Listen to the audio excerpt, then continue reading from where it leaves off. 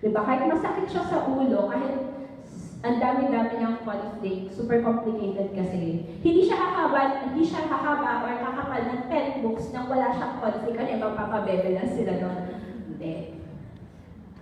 Kailangan yung isipan na ang buhay ng tao is really complex. Hindi yan parang isang dimension lang. Diba? Napaka-komplikado niya. So, pag nag-research kayo, or nakisalamuha kayo sa ibang tao, makikita niyo yun kung gaano siya komplikado. Hindi mo pwedeng sabihin na ang isang tao, masama lang ugali niya. Masama ugali niya, may pinagmulan yan. So the backstory is important. Second, ayun nga, culture. Ito, mahilig kasi ako dito. So, when I travel, nagre-research ako tungkol sa kultura ng ibang tao, yung pupuntahan ko. Kasi, hindi naman sila yung mag-a-adjust sa atin. Diba, the Filipinos usually may ganong mentality. Kasi, ano tayo, may colonize tayo. So, tayo nag-a-adjust sa colonizer. Wherein sa ibang bansa, hindi. Like, sa Korea, hindi naman lahat nag-i-English. Alam mo naman sila mag-adjust sa akin. Pero mag-translator, especially in China, hindi naman sila mag-a-adjust sa akin eh. Ako mag-a-adjust sa kanila. Diba? So, may matututunan kayong bago. Tama ba ako? Ayan, lumalayo ako, pero ma-apply nyo yan later on. So, ayun, yung cultural sensitivity, matututunan nyo, ma-apply nyo sa story. Kunyari magsusulat kayo about tribes, or kunyari ka nasa Korea, or whatever, kung sa man lugar. Hindi mo pwede i-apply yung kultura ng Pilipino unless may similarities, di ba? Hindi pwedeng gano'n. Kasi iba yung kultura sa iba-ibang lugar, sa iba-ibang provinces, di ba? May mga kaugalian sila na hindi naman kami ganyan eh. Pag nabasa yung kwento nyo na taga sa inyo, ano na taga dun sa lugar na yon, na wait, hindi naman ganyan sa amin. Diba? Responsibility nyo as a writer, wag kayong magsasabi na, fiction lang naman sinusulat ko eh. Diba? Kailangan maging realistic tayo, mas maging kapani-paniwala siya, and you do that by research. Diba? Either, basta kasi iba kasi kapag binabasa mo lang siya, nakikita mo sa palabas, there's more to life kaysa sa nakikita natin sa internet. Diba? Iba kapag nararanasan mo siya. So, ayun. Ayan, ito yung tatlong series na napuntahan ko siya kaya ako siya nagawa, yung mga lugar. Stallion series, of course, ito pala, sorry, hindi ko nalipan. Stallion series, nagtagay-tay Highlands kami ni Sonia. Tapos, after a few months, we were offered to write something about Stallion shampoo kasi during that time may Stallion shampoo.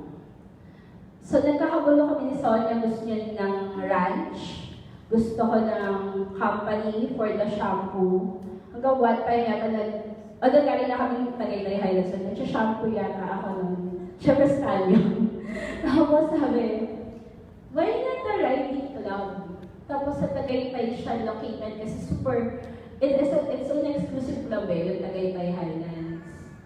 Tapos, ayun, for some reason, after the success of Stallion Writing Club, sinabihan ulit kami ni Sir Jude. Alam mo naman si Sir Jude, ayan. Kapag parang strike while the iron is hot, sulat na kayo ng Stallion. That time, umay na ako. Parang, suwa na ako sa Tagaytay, sir. Saan pa ba ako dyan? Tatamalagay ko na ba yung mga kabayo sa vulkan para may bago? Ano yung feeling na pagod na ako? Diba? Tapos, that time, may ginagawa akong parang writing club. Sa buo na yung concept, therefore, nagka-Stallion Island. Connected siya sa Stallion, that it's not Stallion lang na. Explain ko kay Sir June. Sinabi ko yung iba yung title, I think Nirvana Island yung sinabi ko. Hindi, sabi niya, gusto ko ng Stallion. Sir, kaibigan, hindi na mga taga-Stallion yan. Sabi ko nun. Hindi, gusto ko ulit ng Stallion. Sige, Sir, Stallion Island na yung gagawin ko. Tsaka lang siya tumahimik. So, ayan, si Sir June, umuo na lang kayo, ganyan. Kasi mahabang discussion. So, ayan, yung Stallion Island, kaya ko rin na-discuss to kasi hindi siya nag-exist. It doesn't exist, it's purely fictional, unlike this one. Yung Stallion Writing Club is based talaga sa Tagaytay Highlands. Except, the riding club caterers on horses, syempre. Pero yun, the same mechanics, na exclusive siya, bla bla bla. Tapos, ang malungkot doon, ang ganda-ganda ng lugar. Walang gwapo, malibang kay Sir Jude at kay Sir Richard. So, alam niyo yung frustration, na nasa isang magandang lugar, dalawa lang yung gwapo kung nakikita niyo. Ang ganda, punuin mo siya ng mga gwapo, di ba? So, doon siya nang galing yung inspiration. Then yung Stallion Island naman, I think 15 books na yung naka-release. 15 books na. Sinabi sa akin ng agent ng Valdez, dito ko ba kinuha yung concept? Sabi ko, no. Imagination ko lang yan. Ganyan-ganyan yung Valdez. Sabi niya, 15 books na ha. Gano'n ka karami sa Stallion Island. When I checked ang view code, yung nag-design ng Tagaytay Highland, siya yung nag-design ng Valdez. So, feeling ko may connection kami. Then, Skylander, nagsagada kami for the second time ni Sonia. First time we were in college, hindi pa kami lighters. Bumalik ako because nag-research ako for Silang the Prince, the Fierce Warrior, which later on is kinuha ng ABS para gawin siyang teleserye. Ewan ko, medyo matagal na hiyas, may ganyan Sancho Marudo. So, ayun, inabutan yata kami ng bagyo.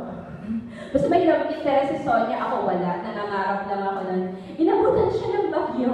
Kung nabasa niyo yung Skylander, yung kay Rohan, signal number 2, bumabagyo. Feeling ko mamamatay na kami nun. Dahil nag-uusap kami, sabi ko, gusto mong gawa tayo Skylander series, ganyan-ganyan. Doon lang siya nang galing. So yung mga experience mo, mamatay-matay ka na, nag-isip ka pa paano kakikita. So kaya, anyway, ayun, Dirty Arises, there's 8 of us, feature writers, senior, na magkakasama kami after ng book signing sa, ayun, sa Baguio. Tumuloy kami ng Sagada. Tapos nagtitrip kami kasi, para siyang ang ganda-ganda ng lugar, especially yung log cabin. Ako kasi syempre, nakailong balik na ako, so may nakareserva pa akong character. Tapos sabi, ano ito mukha kay Heredera? Tapos nabuo yung concept ng Dirty Arises habang nag-dinner kami. So ayan. So, travel alone, travel with friends. Diba? Marami kayong makukuha. Question? Sabihin nyo hindi ako nakakain. Pag mahilig kayo maintindihan. Oo, mukha akong maldita, pero promise, hindi ako makakain ngayon. Photos. Diba? Minsan pag tumingin tayo sa picture, kanya-kanya tayo interpretation. From there, pwede ka makakuha ng inspiration. Pinterest, ano pa ba? Yung mga maraming image. Mga stock images, go lang. Makakuha ko yung inspiration dyan. Wala pa akong nilor yata. Hindi ko matandaan. Sorry. May book na ako na ganyan lang. Pero ayan, makakatulong yung mga photos. Tingin kayo ng picture, tapos gawa na ng chismis. Ayun. TV and movie. So ito yung mga example. Yung Her Own Brand of Hero, this one, inspired siya ng General Luna. Actually, adik ako kay Goyo. Kay Gregorio, di ba? Nag-Goyo si Paolo Avellino. Then, hindi naman ako mag-historical, pero I might. Tapos ano siya, ano nangyari, sobrang gusto ko siya, nai-incorporate ko siya dun sa isa ko pang experience na, ito si Curse, siya yung nakadate ni Miss Rose, pero nagkaroon kasi ng dating game. So habang nangyayari yung dating game, nabubuo yung plot sa utak ko. Parang nagsama yung dalawang gwapong lalaki, pero magkaiba sila ng, magkaiba sila ng panahon. So there's this guy, yung model, na parang na-in-love siya sa isang addict sa history, na-in-love sa isang bayani, kaso patay na yung gusto niya. So how to be her own hero? How can you compete with the hero? Sabi nga, di ba? So from there, di ba, adik ka dun sa character or sa movie or whatever. Tapos ayun, nabuo na yung concept. Then this one, ayan, yung dalawang na yan, syempre, obviously, may drama ang inspiration ko. Yung mga times na adik ako kay My Girl yata at saka Boom. Ayun. So, kasama ko sila na nag-travel ako bilang pangkalaala. So, makaadik ako sa kanila. This one. Moonlight Bride is inspired siya ng Yamato na Deshiko. The difference, ito kasi, yung, di ba yung Yamato na Deshiko, there's this girl na recto siya, tapos mukha siyang sadako, whatever. Then, tumira siya sa isang mansyon, kasama yung four na gwapong guys. Nakakuha ko ng inspiration sa kanya. The difference lang is, hindi naman apat yung lalaki ko.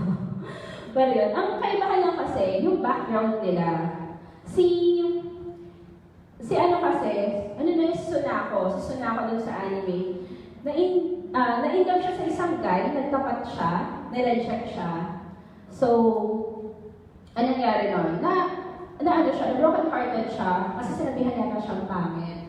Iba naman yung character ko, binaliktad ko siya. Maganda talaga siya, alam niya maganda siya, pero parang dahil dun sa ganda niya, may napahamak. So, mag-decide siya na maging pangit siya. So you see, pwede kayong ma-inspire sa isang kwento, sa napanood nyo, pero iibahin niyo siya. Pwede niyo siyang baliktarin. So pag binasa nila, parang sabi nga nila, parang may Yamato na Deshiko na hindi. Na-inspire ka eh. Pero i-mention nyo naman, diba? Yung credits naman kung saan nyo siya nakuha. Kasi sobrang nakakataba ng puso yun. Lalo na ngayon, pag sinasabi na, inspire kami sa Stallion. Gusto ko rin magsulat. Hindi naman nila kinakaya yung Stallion. Diba? So, okay lang ma-inspire, pero create your own. Pwede ka rin manood at mag-research at the same time. So, may novel akong isasulat na kailangan kong kasi prodigy sa violin yung hindi akong babae. So mag-aaral din ako. Hindi ako mag-aaral mag-violin, pero kailangan ko magbasa, makita yung buhay nila, manood ng videos, etc. Asa na ba ako? Ayun, yung Hias, na-mention ko na to, dito nanggaling yung kalokahan namin sa Skylander. Nag-start siya sa documentary sa ABS-CBN about Igorot Mommies. Hindi ako aware na may mga mommies sa Pilipinas. Sabi niya, say mommies, sabi nila, Egypt. Diba? Pero dahil sa documentary na yun, naging aware ako na may pagmamalaki ng pala yung culture natin. At tapos nalaman ko rin, iba-iba pala yung mummification, etc. Dahil sa research. Ang nangyari naman dito, na-force ako mag-research sa Sagada, tsaka Bundok. Kasi kulang yung information sa library ng UP. So, sabi ko, in-invento ba ako? Or, di ba? Nagsimula lang siya doon kung saan ako nakarating. So, ang laki-laking bagay na nakakanood ng documentaries, ng movies, may makukuha ka sa kanya. Ano ba bang pointer na may ibibigay ko? Minsan ayaw niyo sa story, di ba? May napanood kayo, ayoko sa story mo kanta nga, or ayoko ng ganyang ending. Sumulan ka lang sa'yo, kumuha ka ng sarili mong ending. Kasi that's what I do. Pag kunyari gusto ko, or na-frustrate ako sobra, di ka naman kumopya kasi iba na yung sa'yo eh. Ayaw mo nga yung nakita mo, diba? So it helps. In writing, hindi kailangan kung gusto mo lang siya lagi. May makukuha ka doon na hindi ka nang basher, di ba? So may makukuha ka na pwede mong balik ka rin kung ano yung original. And create it as your own. Reading. Ayan, newspaper, books, magazines, online articles, online stories. Kahit flyers, makakakuha ka din dyan. Diba? Yung mga nagpapamigay sa condo, sabi nila, ano ba meron sa condo nila? May sanibang sauna yan. May mga lalaki ba dito? Ay, gusto ko yan. Hindi, diba? Marami kayong makukuha. Huwag kayong matakot magbasa. May iba kasi, sino yung mahilig sa Wattpad? Ayun, nagsusulat sa Wattpad. May na-encounter kasi ako. Ayun na nagre-research, ayun na lang babasa. Sabi ko, paano ang magiging writer kung hindi ka nagbabasa? Ayun, pag nagbabasa ka kasi, makikita mo yung style. Diba? Makikita mo yung style ng writers. Makikita mo paano sila magkwento. Makakakuha ka kasi kayo ng tip doon. Hindi lang siya about facts or about information. Pati estilo ng pagsusulat ng writer, ano yung mga ginagamit nilang salita, makakakuha kayo doon. So, eto. Ewan ko ba, that time yata, uso yung kwento ay hindi. Teka lang, isipin ko. Bukod sa